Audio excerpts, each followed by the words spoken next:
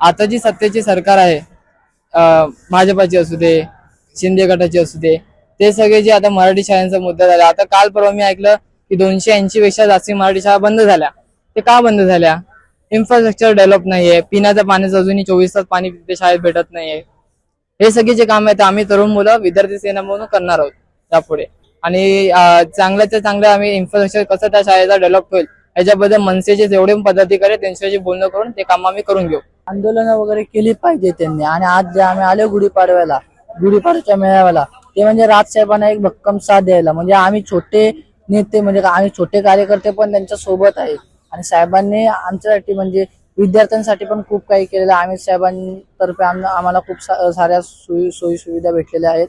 आणि अजून एक म्हणजे अमित साहेबांनी आज आम्हाला म्हणजे भक्कम पाठिंबा दिला पाहिजे. म्हणजे आम्ही काही कामं करू शकतो. काही आता कसं म्हणजे काही विद्यार्थी गुन्हेगारी क्षेत्रात घुसायला लागलेत.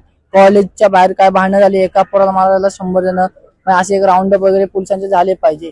म्हणजे काही ठिकाणी इतर पक्षांची सत्ता आली तर तसे काय लक्ष देतच नाही कॉलेजेस साईडला, तर ते दिलं पाहिजे. आणि ते जे म्हणजे सत्तेत असणारे जे सत्ता असतात, ज्यांची सत्ता आहे, ते काय जे कामं नाही ना करत, ते आम्ही महाराष्ट्र सैनिक करतोय साहेबांच्या माध्यमातून.